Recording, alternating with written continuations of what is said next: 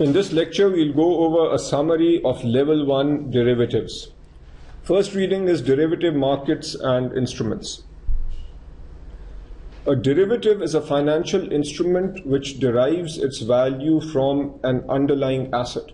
Now, asset is in parentheses because often the underlying is an asset, but it doesn't have to be. The underlying could also be a rate. Broadly speaking, derivatives can either be exchange traded or over the counter. With exchange traded derivatives, we have a clearinghouse and a settlement process. All contract terms are standardized except for price. These tend to be more liquid than over-the-counter markets, more transparent, and there is a credit guarantee. So when we trade on an exchange, then essentially there is no credit risk. With over-the-counter markets, we have an informal network of market participants. The dealers basically create the market, so this is the dealer market. Less liquid,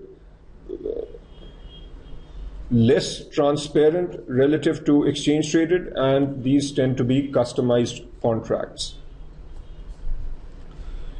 With derivatives, we can have forward commitments and contingent claims. So let's quickly go over forward commitments. Forward commitments are contracts entered into at one point in time that require both parties to engage in a transaction at a later point in time. That later point is called expiration, on terms agreed upon at the start. So at time 0, two parties agree on a transaction which happens at expiration, often denoted by big T. The parties establish the identity and quantity of the underlying, the manner in which the contract will be executed or settled when it expires, and the fixed price at which the underlying will be exchanged. This fixed price is called the forward price and often denoted by the symbol big F.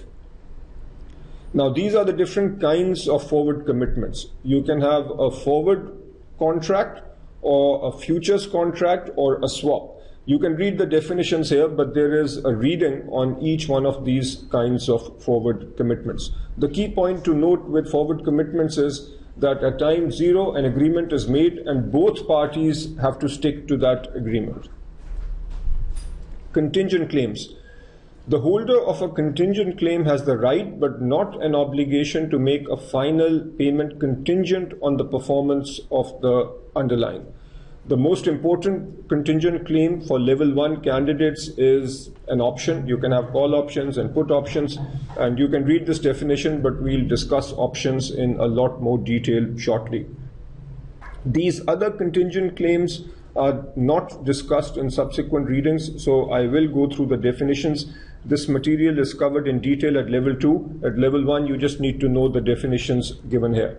A credit derivative is a class of derivative contracts between two parties, a credit protection buyer and a credit protection seller, in which the latter provides protection to the former against a specific credit loss. The most popular credit derivative is a credit default swap, and here is the definition. A credit default swap is a derivative contract between two parties, a credit protection buyer and a credit protection seller, in which the buyer makes a series of cash payments to the seller and receives a promise of compensation for credit losses resulting from the default of a third party. So just learn this. At level 2, there is a full reading on credit default swaps. An asset-backed security is a derivative contract in which a portfolio of debt instruments is assembled and claims are issued on the portfolio in the form of tranches, which have different priorities of claims on the payments made by the debt securities, such that prepayments of credit losses are allocated to the most junior tranches first and the most senior tranches last.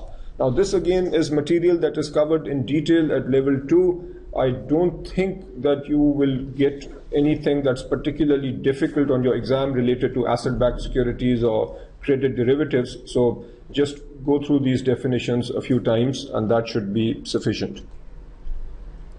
The purposes and benefits of derivatives. Let's talk about the purposes and benefits first, then we look at criticisms and misuses. Risk allocation, risk transfer, and management. So the key function of derivatives is to help companies or institutions, financial institutions, asset managers manage risk. So you will see later that you can use derivatives to transfer risk from one party to another and to manage risk. If you are engaging in a transaction with high risk, you can use derivatives to reduce the risk.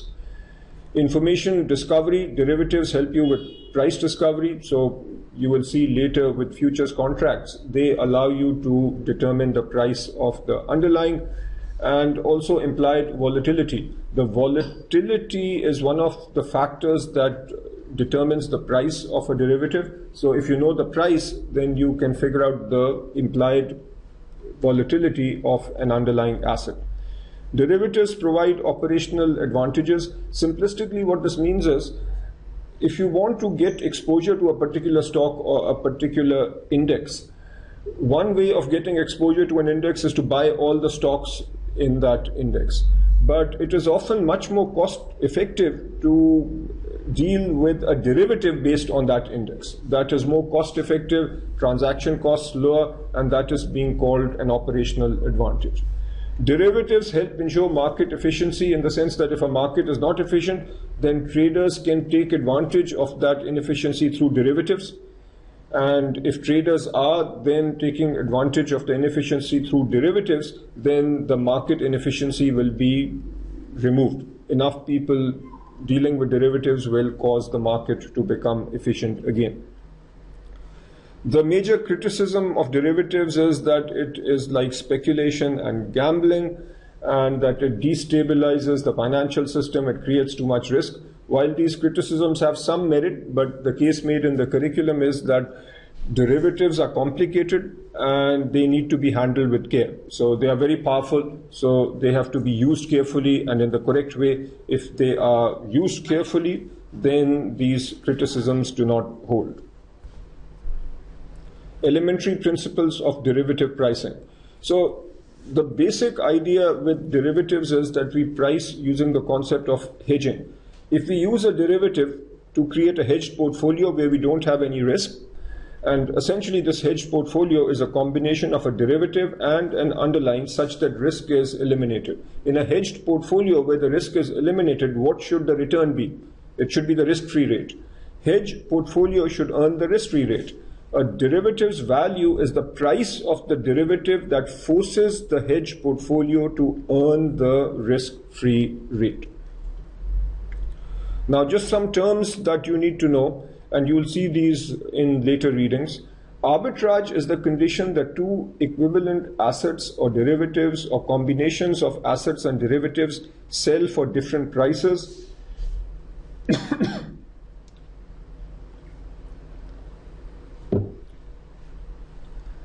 Leading to an opportunity to buy at the low price and sell at the high price, thereby earning a risk-free profit without committing any capital. The combined actions of arbitrages bring about a convergence of prices.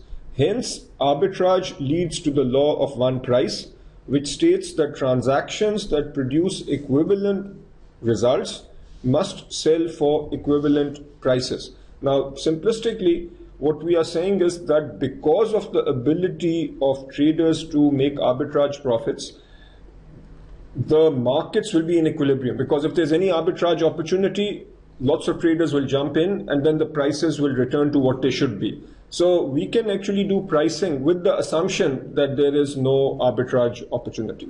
That is the simplistic point, and this point is covered in detail at level 2. When pricing derivatives, we also need to consider storage costs and benefits associated with storing the underlying assets. Now this again, you are probably tired of hearing this, but all this material gets covered in level 2. Level 1, you are just learning the basic concepts.